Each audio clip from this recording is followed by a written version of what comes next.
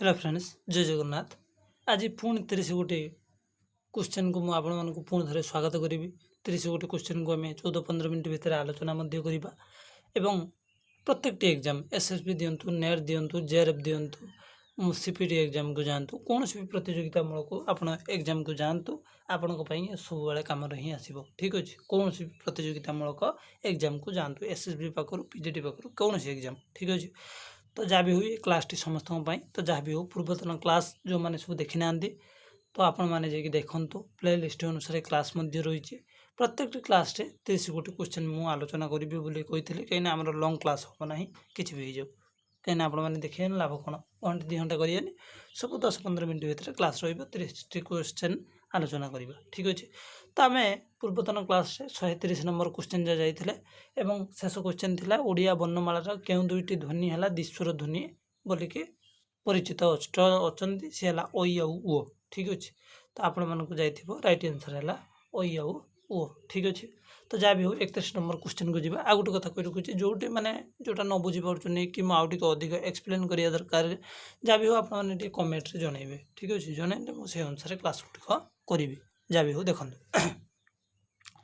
वर्गीय व्यंजन ध्वनि मन रखु वर्गीय व्यंजन ध्वनिर प्रथम दुईटी ध्वनि को कि प्रकार ध्वनि कहुए आम जो वर्गीय व्यंजन कचटा तप कहुए तो क क ख जो रही तो वर्गीय व्यंजन प्रथम दुईटी ध्वनि को आम कि प्रकार कहिए ना अघोष ध्वनि ये अघोष ध्वनि। ठीक अच्छे ताको आम अघोष कहिए ऑप्शन देछि अघोष सघोष नासिक्य पार्श्विक तुम लिखिदेव अघोष। ठीक अच्छे पार्श्विक ओके नेक्स्ट क्लास को पुणी जीवा। नेक्स्ट कौन कौन जे वर्गीय व्यंजन ध्वनिर तृतीय चतुर्थ ध्वनि माने प्रथम द्वितीय चलीगला। ठीक अच्छे प्रथम दुईटी चलीगला तो तृतीय चतुर्थ ध्वनि दुईट को आम कौन कह आम सघोष कह अघोष चलीगला प्रथम दुईटी तापर तृतीय चतुर्थ रही कौन ले सघोष। ठीक अच्छे आप 133 नंबर कौन कौन वर्गीय व्यंजनर प्रथम तृतीय ध्वनि क्यों धरणर ध्वनि ताको अल्प प्राण ध्वनि कहुए माने उच्चारण कला बेले कम वायु निष्कासन होता है कौन से कौन कहते ना वर्गीय व्यंजन वर्णर प्रथम आउ तृतीय ध्वनि। ठीक अच्छे प्रथम तृतीय मन रखि क ख नुह ग क आउ ग प्रथम तृतीय। ठीक अच्छे वर्गीय व्यंजनर द्वितीय चतुर्थ है कौन ना महाप्राण ख उच्चारण क उच्चारण कर देखिए कम वायु निष्कासन हम कि ख उच्चारण करना अधिक तेणु वर्गीय व्यंजनर धर मुझे कहीदे क ख ग घ उ एटा तो धर नासिक वर्ण छाड़ या उच्चारण कर ये अल्प प्राण किंतु ये महाप्राण ये महाप्राण। ठीक अच्छे वर्गीय व्यंजनर द्वितीय चतुर्थ ध्वनि कौन ना ये महाप्राण। स कि प्रकार ध्वनि सटा कि प्रकार स्पर्श संघर्षी काकल्य संघर्षी पार्श्विक बच्चा संघर्षी एटा बच्चा संघर्षी। ठीक अच्छे अष्ट स्पर्श ध्वनि उड़िया भाषा केतोटी रही अष्ट स्पर्श ध्वनि उड़िया भाषा के माने अष्ट को स्पर्श करुवा ध्वनि केतोटी रही ना 16 गोटी रही अष्ट को जी स्पर्श कला 16टी ध्वनि रही। ठीक अच्छे तापर देखा ह कि प्रकार ध्वनि ह गोटे कि प्रकार ध्वनि ना काकल्य संघर्ष ध्वनि ये देखिए वर्षा बच्चा संघर्षी स्पर्श संघर्षी काकल्य देखो ये 4टा ऑप्शन देला आम देखिले बच्चा संघर्षी क्या कहिए ना स है बच्चा संघर्षी आपण देखिए ह है काकर्षी संघर्षी। ठीक अच्छे मुक्त अक्षर शेष कौन थाए मुक्त अक्षर शेष कौन रही थाए कौन थाए व्यंजन ध्वनि थाए ना स्वर ध्वनि थाए ना स्पर्श ध्वनि नासिक स्वर ध्वनि थाए मुक्त अक्षर शेष स्वर ध्वनि थाए। निम्नोक्त मध्य केउटी उष्म वर्ण अटे ह स माने 3टा ह नुहे सरी सटा हूँ गोटे उष्म वर्ण 3टा स गोटे ह भी मन उष्ण वर्ण को जाऊँ। ठीक अच्छे समाक्षर लोप रे कहार विलोप हुए जो समाक्षरटी लोप पाई जाए तो से कहार विलोप घटे तो से अक्षर विलोप घटे। ठीक अच्छे समाक्षर लोप रे अक्षर कौन होता है लोप पाई था शब्दर लोप पाइबनी पद लोप पाइबनी व्यंजन ध्वनि लोप पाइब ना। स्वराघात केते प्रकार हुए स्वराघात केते प्रकार 2 प्रकार स्वराघात हुए।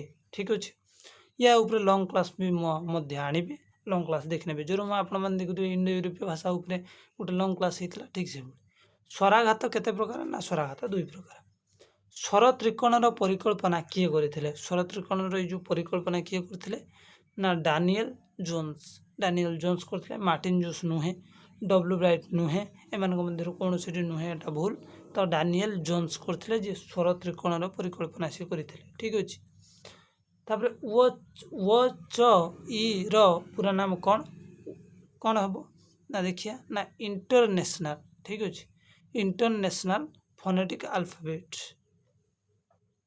ठीक अच्छे वो च ई रो ठीक अच्छे एटा हम IPA ठीक अच्छे मन रखिदे इंटरनेशनल फोनेटिक अल्फाबेट तापर ध्वनि विज्ञान ग्रंथर प्रणेता किए ना गोलक बिहारी धल ध्वनि विज्ञान किए लिखिं गोलक बिहारी धल ठीक अच्छे भाषा विज्ञान रूपरेख कौन भाषा विज्ञान रूपरेख पुस्तकर प्रणेता किए भाषा विज्ञान ये है डॉक्टर वासुदेव साहू भाषा विज्ञान उपर बहुत बही अच्छे कार धनेश्वर महापात्र ना डॉक्टर वासुदेव साहू गोलक बिहारी धल खगेश्वर महापात्र गोलक बिहारी धलकर आपण मैंने मन रखिले ध्वनि विज्ञान एंकर भाषा विज्ञान रूपरेख वासुदेव साहूर ठीक अच्छे नेक्स्ट क्लास को जीवा नेक्स्ट क्वेश्चन को जीवा क्लास नहीं सॉरी तो 1946 ना सॉरी 146 नंबर निम्नोक्त मध्य क्योंटी गोलक बिहारी धलंकर पुस्तक भाषा विज्ञान भाषाशास्त्र परिचय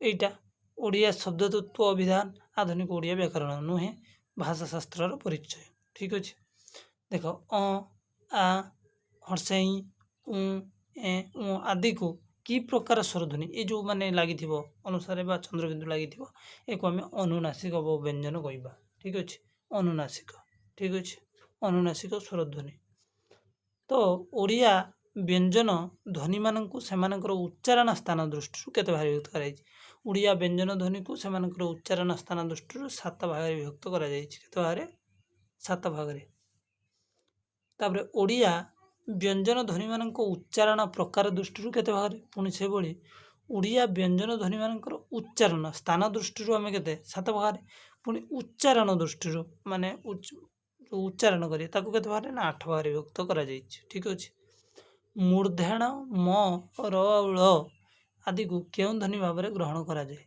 रणित खाण म र एक रणित कहुए स्कूल स्कूल स्पष्ट को अस्पष्ट एथिरे क्यों स्वरध्वनि द्वारा आगम फल परिवर्तन देख स्कूल थिला ई होगला ई आगम घटला स्कूल स्पष्ट को अ होगला अस्पष्ट ठीक अच्छे एटा सहज आपण मैंने करदे ये ओ आसीगला ये ई आसीगला हाँ ठीक अच्छे अपनिहित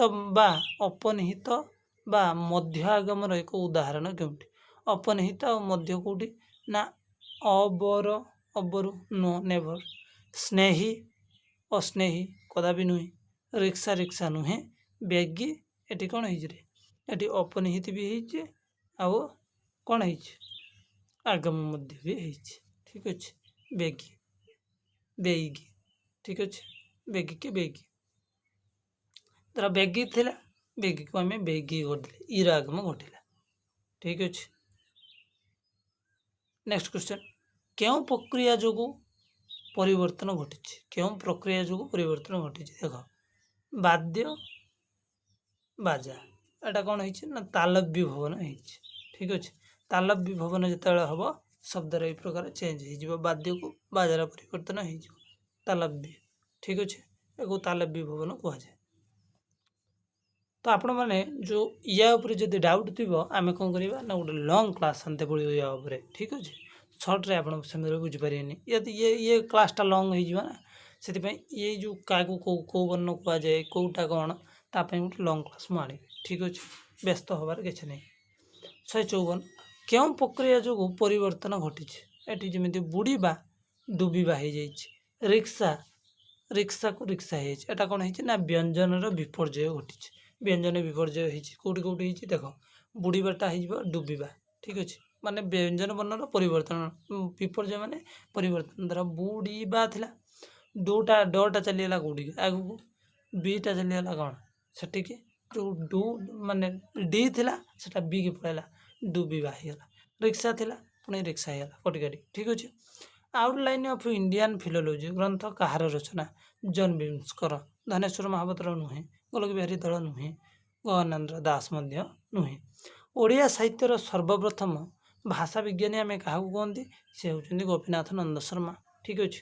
ଓଡ଼ିଆ ସାହିତ୍ୟର ସର୍ବପ୍ରଥମ ଭାଷା ବିଜ୍ଞାନୀ ହେଲେ ଗୋପୀନାଥ ନନ୍ଦ ଶର୍ମା। ଠିକ୍ ଅଛି। ତାପରେ ଓଡ଼ିଆ ଭାଷା ତତ୍ତ୍ୱ ପୁସ୍ତକ କେତେ ମସିହାରେ ପ୍ରକାଶିତ ହୋଇଥିଲା? ଓଡ଼ିଆ ଭାଷା ତତ୍ତ୍ୱ ପୁସ୍ତକ କେତେ ମସିହାରେ ପ୍ରକାଶିତ ହୋଇଥିଲା? ଓଡ଼ିଆ ଭାଷା ତତ୍ତ୍ୱ କେବେ? ନା 1927 ମସିହାରେ ପ୍ରକାଶିତ ହୋଇଥିଲା। ଠିକ୍ ଅଛି। ଓଡ଼ିଆ ଭାଷା ତତ୍ତ୍ୱ।